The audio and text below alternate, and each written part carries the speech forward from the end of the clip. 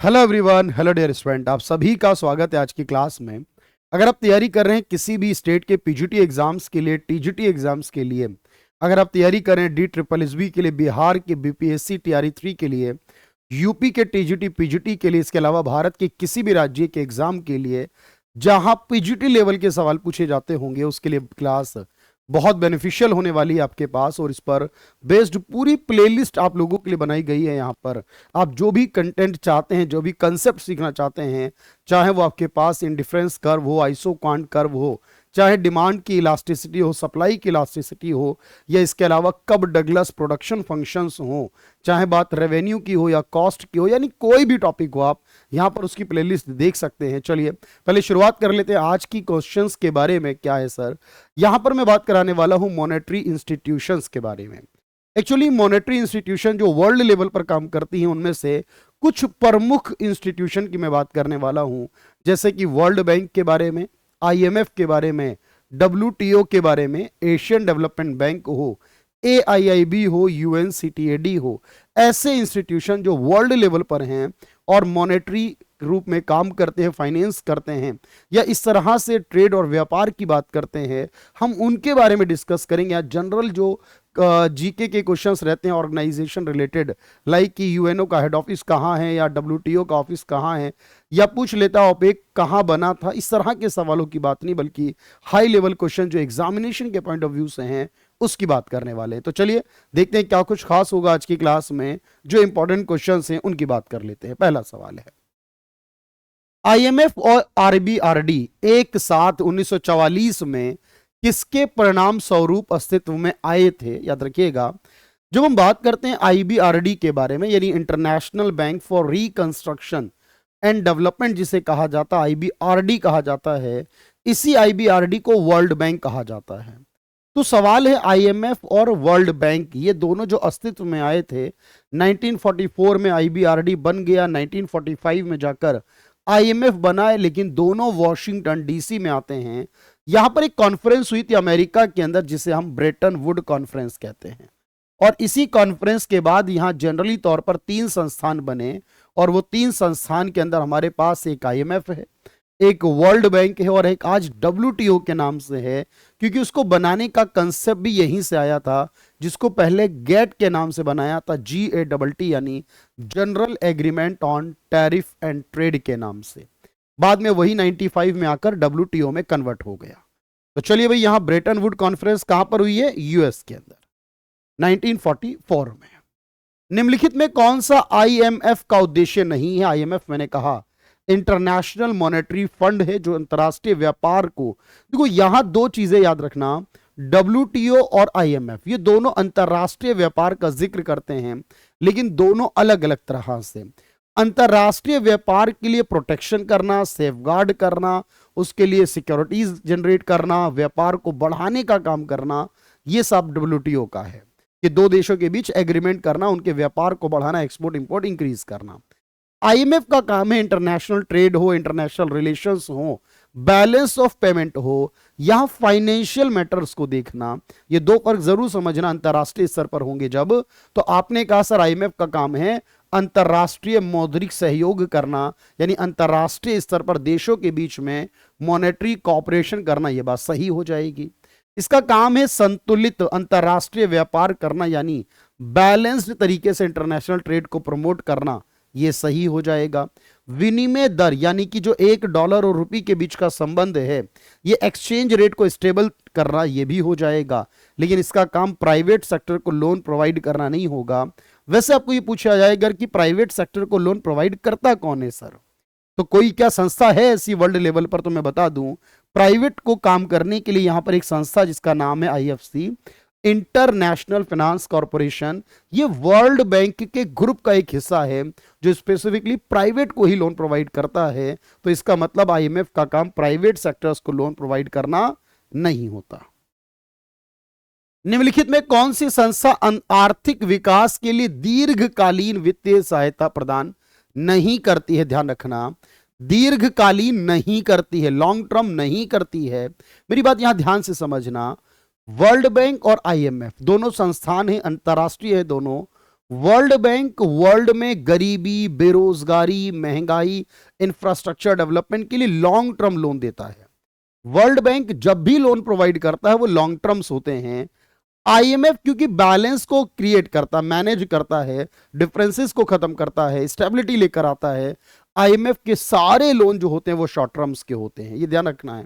IMF अगर short term देता है, इस सवाल का हमें कंफर्मेशन हुआ कि लॉन्ग टर्म कौन नहीं देता। आपको पता है सर कि वर्ल्ड बैंक तो लॉन्ग टर्म देता है, हमें नहीं पता आईडीए क्या करता है, लेकिन अब हम मान लेंगे कि लॉन्ग टर्म देता है, एडीबी लॉन्ग टर्म, क्योंकि हमें यह बात 100% कंफर्म है कि आईएमएफ जो प्रोवाइड करता है लोन वो हमेशा शॉर्ट टर्म का होता है, इसलिए यह आंसर नहीं हो सकता। इसका मतलब यही हमें गलत है, ये इसका राइट आंसर बना देंगे। अगर दीर्घकाल पूछेगा तो बी सी डी तीनों हो जाएंगे, लेकिन शॉर्ट टर्म में एक हो जाएगा।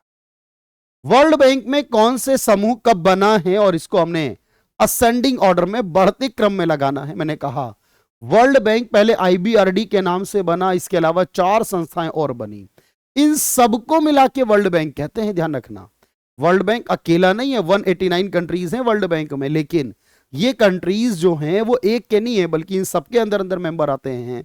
तो याद रखना, मैं आपको बताऊं यहां पर देखो, एक तो आईबीआरडी बना इसके अंदर 1944 में, आपने कहा 1944 में, फिर एक मैंने कहा आईएफसी बना 1956 के अंदर बना, फिर उसके बाद एक आईडीए बना, इंटरनेशनल डेवलपमेंट जो एसोसिएशन है वो 1960 में बना। इसके अंदर एक आईसीएसआईडी भी बना है, वैसे मैं आपको बता दूं, और इसके अंदर एक एमआईजीए बना है जो 1988 में बना है, 1988 में बना, और आईसीएसआईडी 1966 में बना। अब यहां से अगर आप ध्यान से देखेंगे कि सर ये हमारे जो संस्थान है वर्ल्ड बैंक में, आप देखें सब अलग अलग टाइम पीरियड में बने हैं, आईसीएसआईडी के बनने का टाइम जो है वो अलग है, इसी प्रकार से बाकी के टाइम जो होंगे वो अलग अलग होंगे।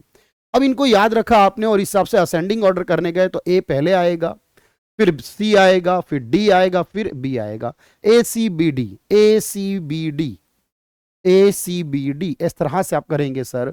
ये हमारे पास वर्ष भी होगा। इस तरह के सवाल जो हैं वो हमेशा आते हैं, इनको जरूर याद करिएगा एग्जाम के लिए। निम्नलिखित में किसको वर्ल्ड बैंक की सॉफ्ट लोन विंडो कहा जाता है?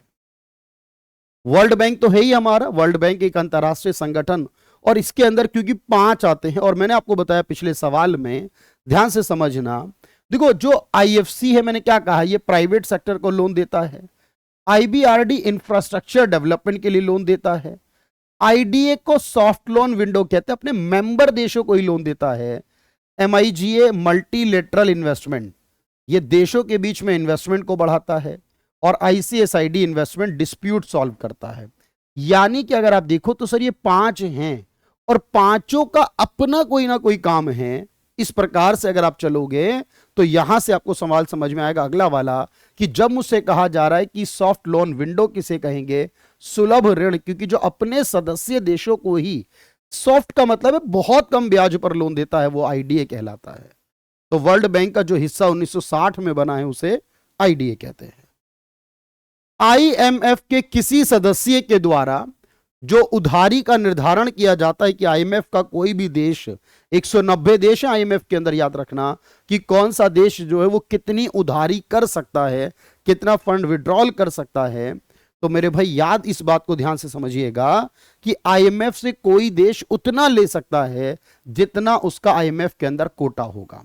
देखो आईएमएफ में हर एक देश का कोटा होगा, और आप कहेंगे सर ये कोटा किस आधार पर बनेगा? जो जितना कंट्रीब्यूट करेगा, भाई जो जितना पैसा देगा वो उतना ही ले सकता है।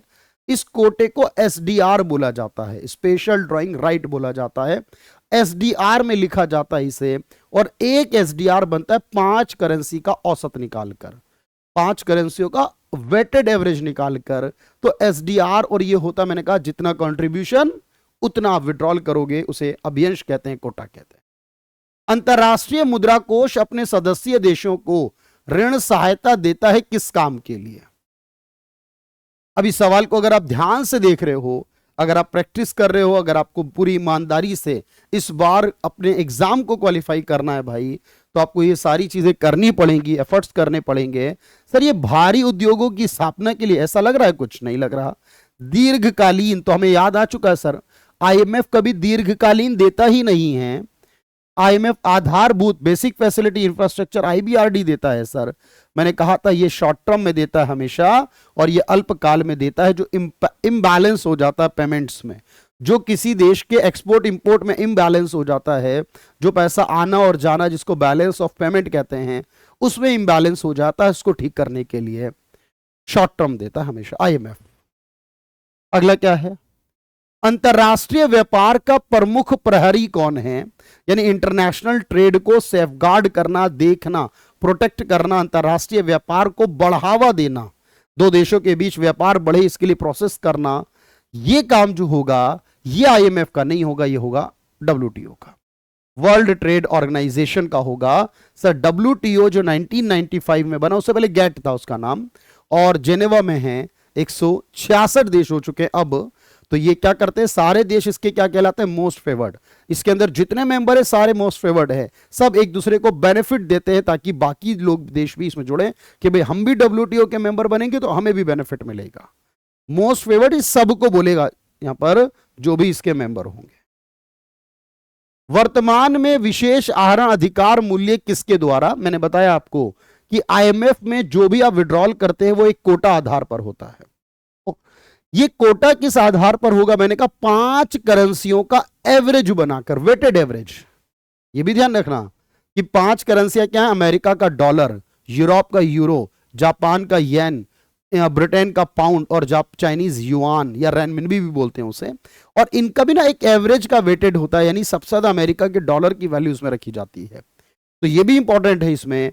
तो चयनित परिवर्तनीय मुद्रा समूह का औसत, यानी यहां पर ने बोला नहीं है लेकिन यहां हम समझ रहे हैं सर, सिलेक्टेड, यानी पहले 4 थे अभी 5 होगा, वो कितने जो भी सिलेक्टेड होंगे फिलहाल के लिए आपको 5 याद करने हैं, इंडियन रुपी नहीं है इसके अंदर, उनका जो एवरेज बनेगा वो एक एसडीआर होगा। अब देखो कौन सा अंतरराष्ट्रीय संगठन विकासशील देशों में किए जाने वाले एफडीआई की रक्षा के लिए बीमा गारंटी देता है? अगर आप नाम को पढ़ो, एफडीआई यानी विदेशी पैसा, फॉरेन इन्वेस्टमेंट, और उसकी गारंटी देना। अगर आप ध्यान से देखो वर्ल्ड बैंक ग्रुप में एक संस्था एमआईजी है, नाम पढ़ो जरा उसका क्या है, multilateral investment guarantee agency. Investment guarantee, बात यहां से समझ में आ रही है, इन्वेस्टमेंट गारंटी, इन्वेस्टमेंट की गारंटी कौन दे रहा है सर? तो वो दे रहा है एमआईजी है, जो 1988 में मैंने कहा वर्ल्ड बैंक का ही एक हिस्सा है। इन्वेस्टमेंट की गारंटी प्रोवाइड करने वाली एक एजेंसी है एमआईजी है।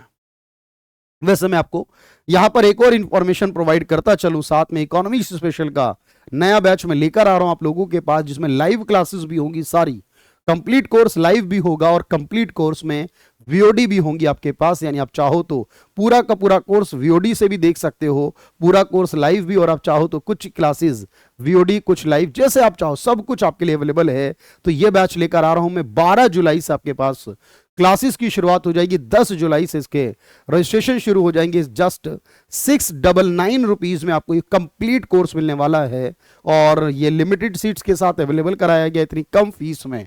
अब जानते हैं कि अदरवाइज की फीस हमेशा ज्यादा रहती थी, अभी कम कर दी गई है।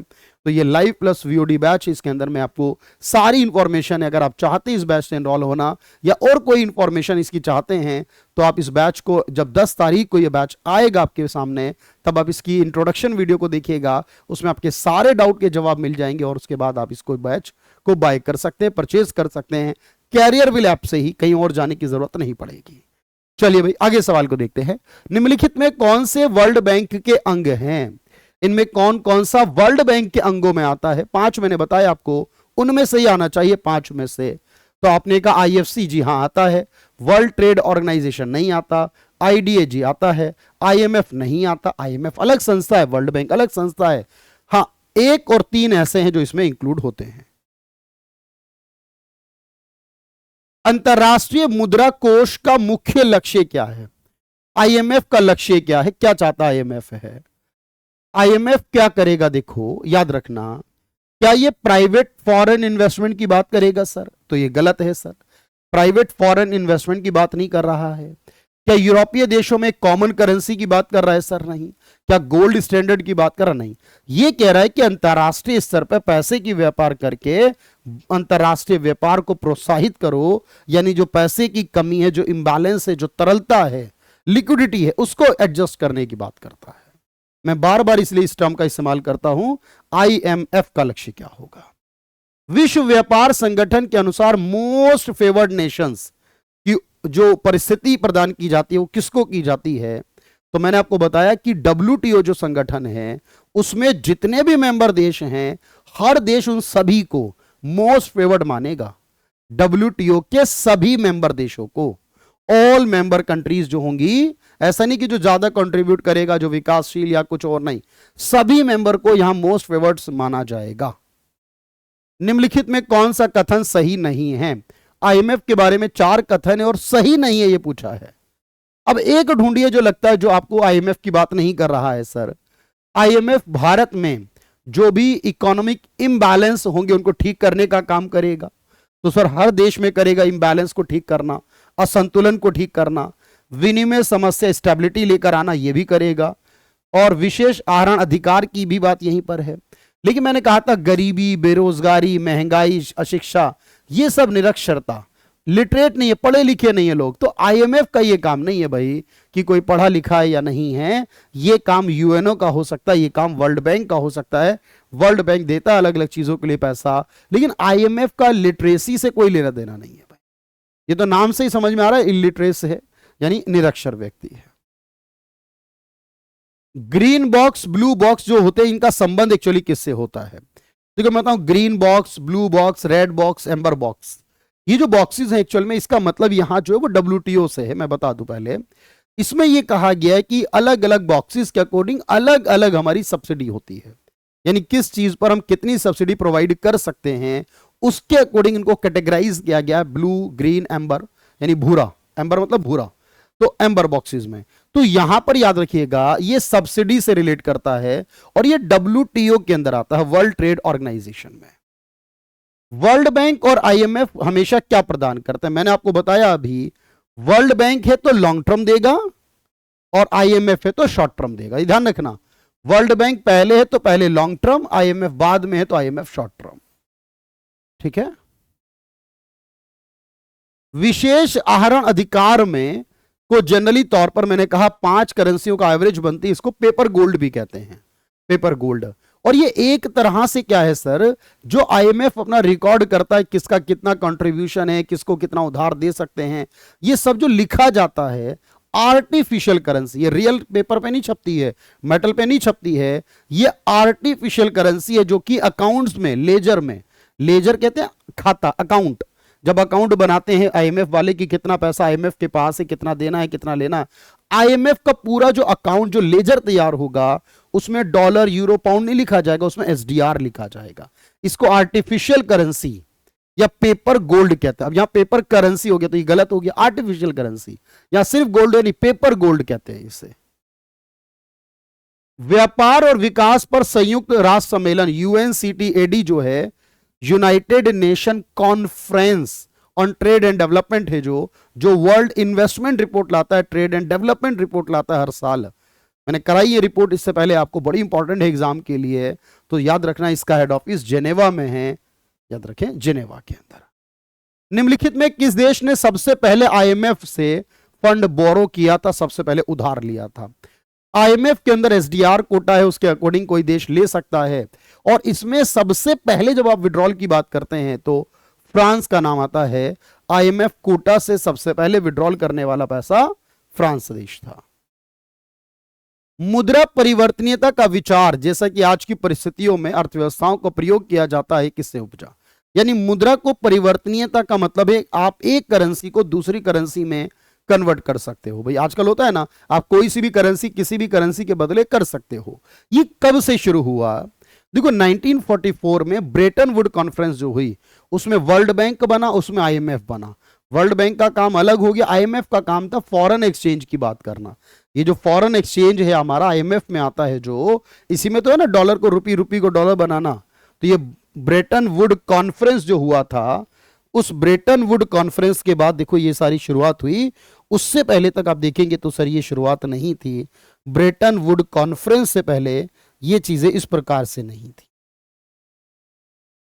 बात समझ पा रहे हैं मेरी? तो किसके द्वारा हुआ है? ब्रेटन वुड कॉन्फ्रेंस के द्वारा। तो ये सारी चीजें आपको याद करनी है। तो आज की इस क्लास में इतना ही है, होपफुली अगली क्लास में मिलेंगे और बहुत सारी चीजों पर बात करेंगे। Thank you everyone, thank you so much.